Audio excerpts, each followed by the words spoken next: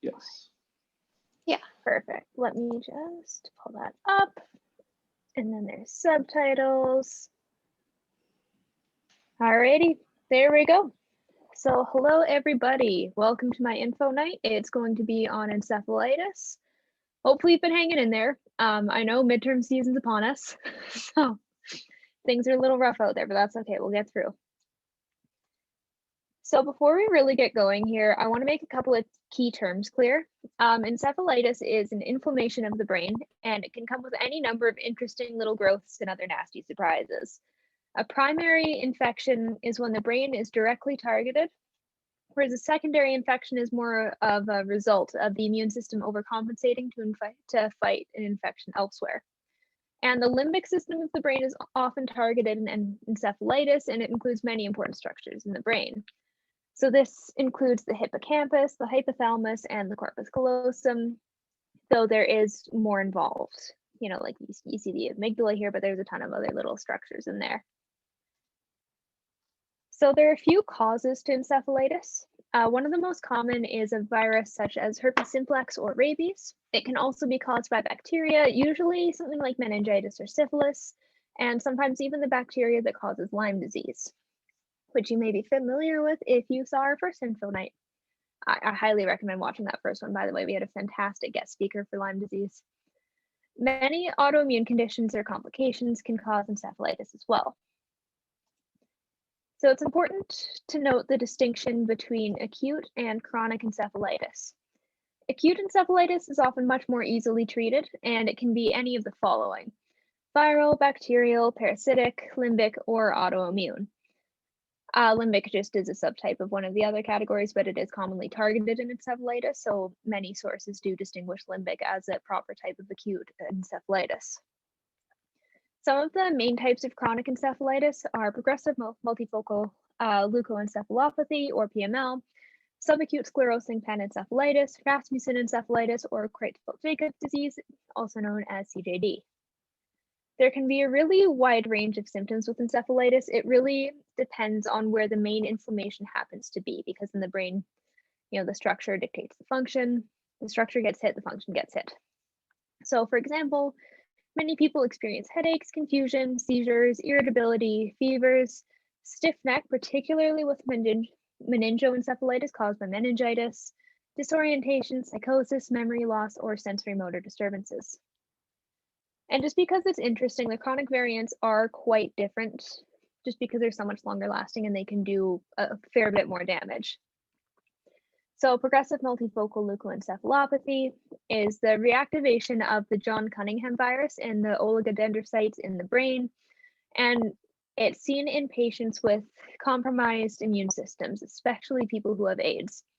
The symptoms of PML tend to include an altered mental status, motor deficits, limb and gait ataxia, visual symptoms, and seizures. Subacute sclerosing panencephalitis is also known as Dawson disease, and it's a progressive and fatal form of encephalitis. With this variant, you see a gradual progressive deterioration, which includes personality changes, seizures, ataxia, photosensitivity, ocular abnormalities, and coma. So when tested, the cerebrospinal fluid may show elevated gamma globulin or the anti-measles antibodies, which I find kind of interesting. Perhaps those two are linked. I couldn't really find anything on that. Rasmussen encephalitis is also known as chronic focal encephalitis, and it usually affects just one hemisphere of the brain. So some of the symptoms of this variant include episodes of epilepsia partialis continua, so that's a specific brand of seizures, hemiparesis, speech disturbances, hemianopia, if that's how that's pronounced, and mental deterioration. It presents very similarly to a lot of types of viral encephalitis, but in most cases, the cause is unfortunately unknown. And if you came to our info night on dementia, Creutzfeldt-Jakob disease, or CJD, will hopefully be at least a little bit familiar for you. So there are 4 types of CJD. There's sporadic, which occurs just spontaneously, familial, which is genetic, iatrogenic, or spread through medical equipment, and variant, which is what you may know of as mad cow disease. That's one that's gotten the most media attention. So the symptoms of CJD include rapidly progressive dementia, myoclonus, visual hallucinations, cerebellar dysfunction, pyramidal or extrapyramidal signs, such as rigidity or bradykinesia, akinetic mutism, and death within a year of onset. So it's really interesting just to see how all these types can progress because many things are viral, but CJD is a prion disease. So it's just interesting to see all the different presentations under this one diagnostic umbrella. Now, the diagnostic process is thankfully pretty straightforward.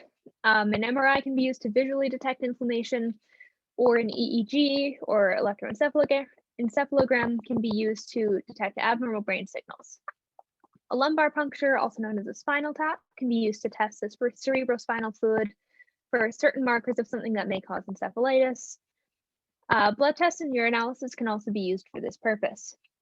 And then a bit more recently in technology, polymerase chain reactions, or PCR, can be used to test the cerebrospinal fluid for viral DNA to determine the cause if it is viral, or just to rule out that it's not viral.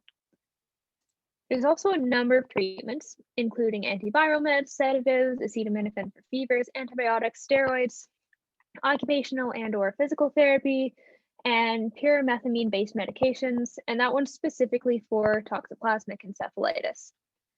So as you see, there's a ton of different types here. It's pretty hard to pinpoint, and if you don't really know the cause, you can't really treat it, right?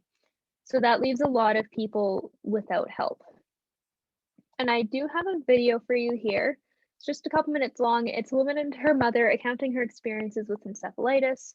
It can explain the actual lived experiences of what it's like to have encephalitis way better than I can, since my knowledge is purely clinical and it's, decently surface level. So hopefully, if I can swap over here, hopefully the sound will work. Please let me know if it does not. When I woke up, I didn't really remember large periods of time. I just remember just feeling very, very little in the hospital bed and lost. On March 27th, 2014, Amanda became very ill. I do remember not feeling well. I was having frequent migraine-like headaches that would actually kind of radiate down my neck, giving me, soreness of the neck. I wasn't thinking anything other than maybe stress. She said, "I'm not crazy, but I can't sleep. I'm hearing things. Please help me." And then she'd wake up, and she always said she heard people talking to her through the lights, through the TV that wasn't even on. I don't remember any of that. On the 5th day of her not sleeping, family doctor said that we need to bring her to the emergency room at our local hospital. They told me that my daughter was bipolar or schizophrenia. I think they thought I was also on some type of drugs. I was acting like somebody on PCP or LSD or bath salts. That's how she was acting. So they thought I was on drugs too. I said, this is just not her, and there's something really wrong with her. But when the psych doctor at the local hospital evaluated her, he said, we need to have her committed. They couldn't control her. She was trying to climb out windows. She kept saying she had to get to work. She didn't belong here. When you were in the psychiatric hospital, and my husband and I did get to see her, we went in the room, and her reaction was she didn't even know who we were. She did not know who we were. She came up to us, and I said, Amanda, it's Mom. And she just looked at me and she said, get me out of here, get me out of here, get me out of here. One of the tests that they did on Amanda in the hospital was a lumbar puncture. Within a week, we got a definite diagnosis that Amanda was suffering from NMDA receptor encephalitis. My husband and I looked at each other like we had no idea what that was. So we went home. I Googled all the information I could find on the NMDA receptor encephalitis, which isn't a lot, but we did come across the site from Penn Neurosciences, and they are the place that discovered this illness, and they're doing tons of research on it. And we decided that this is where Amanda needed to go. So I came back to the hospital, our local hospital, and I said, we need to get her transferred to Penn right away. Unfortunately, they didn't agree. They thought that they could treat her. And I said, you get me an ambulance, or I'm just putting her in the car. Upon being admitted to Penn Neurosciences, I met Dr. Eric Lancaster and the team of doctors and nurses that work alongside with him. Amanda was previously very healthy. When she first arrived here at Penn, transferred from an outside hospital, she was comatose and unresponsive. He said to me the treatment is a combination of 2 chemotherapy drugs, Cytoxan and rituximab. And he said then after she gets all that treatment, when they start coming back, sometimes they don't know how to walk again, they don't know how to talk, they have to learn how to feed themselves. I recall that she responded very rapidly, perhaps more rapidly than most patients, to the infusion of these second-line agents, and woke up from her coma within several days of that being started. I mean, it all felt like a dream, like I said, with my mom. Everything was a dream, and I really don't remember much until like probably August. I guess it was like 3 weeks after receiving her doses of rituximab that I went in the hospital, and the nurse greeted me as I walked through the ICU door, and she said, "Oh my God, wait till you see your daughter. She's sitting up. She's starting to talk." And I just couldn't believe it. I just stood there and my mouth dropped like, what? And I went in the room, and there she was sitting in the chair, and the smile on her face. I mean, and she gave me a big hug, and you don't remember, do you? And she just said to me, "Where am I? And what happened?" And it was just such a joy, because they told me she would be fine, and I got to see that she would be fine. I remember meeting her in her follow-up clinic visits, and I sort of saw the life breathe back into her over the next few months as she followed up with me in clinic.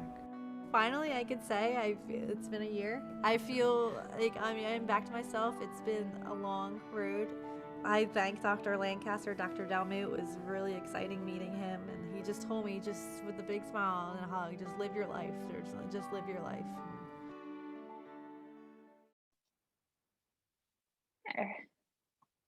Okay, video, there we go. So just another viewpoint on what it's like to actually have encephalitis. So you can see how it is a truly disabling condition, whether you view it from a medical or a social lens.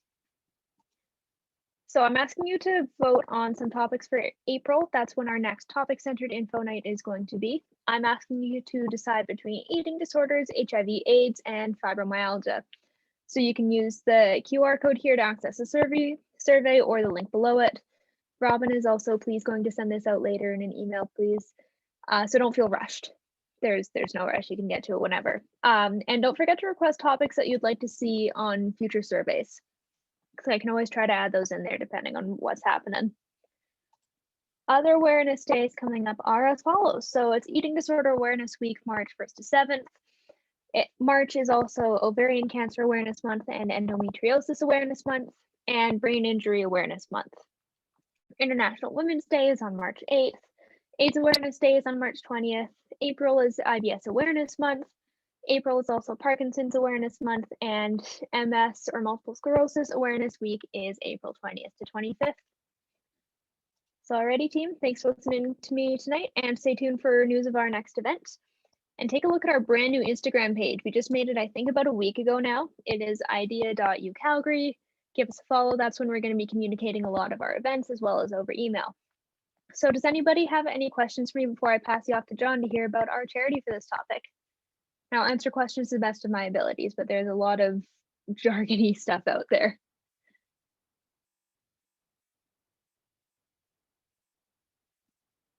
Kaylee, I have a question. Yeah, go for it. So when you were researching this, did you find that it was kind of hard, like, because you said it had like a lot of jargon, do you think kind of the language used around it is kind of inaccessible for people who want to learn? So inaccessible. Because like I'm a very science-centered person. This is my area of interest. I want to be a doctor. So for people who are experiencing this, or people who've just been given a very scary diagnosis of a family member and they want to look into it, it's like almost impossible to get anything above a surface level unless you're like a neurologist or a radiologist. Because what I found is that it's either like WebMD, which isn't a bad source, or like, you know, the Mayo Clinic, which I love, or you get into like the Lancet, the journal, the Lancet, and you get into papers and radiology, and then they're showing you scans, and then you look at the two scans, and if you're just a layperson, the two scans side by side look almost identical. So it's really hard to figure out what's happening for me, somebody who's interested in it, versus like somebody who's actually having big emotions about potentially experiencing this, whether directly or, you know, kind of somebody close to them. So the language around this kind of thing really could and arguably should be improved. And accessibility in academia is one of my biggest pet peeves lately. I feel ya. Okay, thanks, Kaylee. Yeah, no problem. Anyone else got something for me? And if you want to write it in the chat, I can check the chat later and see if there's anything there. But if you think of something, write it down. Always feel free to email me, and I'll do the best I can.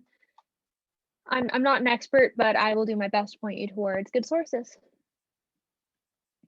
So unless anybody else has anything, I'm gonna pass it off to the slides John has prepared for the charity we've chosen. Great, thank you. So I'd just like to talk very quickly about the Mesethilitis Society, which is the charity that we've chosen to support this month. So they're primarily centered in the UK, but they have resources available. Some of the ways that they support people with encephalitis and educate people about encephalitis is they have phone support lines that you can call. They also have email, chat, things like that where you can contact them for information and advice about about encephalitis. They hold the World Encephalitis Day on February 22nd every year, which they use to help raise awareness for people with encephalitis. Sorry, next slide, please. Thanks. One big thing is they fund researchers who are trying to find better treatments and gain a greater understanding of encephalitis. So for example, they had grants open for those researching COVID-19 with encephalitis. And they have programs available where people with encephalitis can go there and they can, communicate with people who have had similar experiences and just find a community of people who understand what they're going through. So yeah, we think this charity does a lot of great things and is worth supporting. So any donations, sent to IDEAA.ca. So if you go on a website and then press the donate button, and under PayPal, you can select encephalitis as your purpose of donation. And all the money for that will be donated to the Encephalitis Society. Alternatively, if you just want to donate directly, that's totally fine. You can just go into the Encephalitis Society. You can use that QR code on the right, or you can just Google Encephalitis Society, and it's very easy to find on there too. So I'd encourage everyone to do that who can. Thank you so much. All right, how do I stop screen sharing? There it is.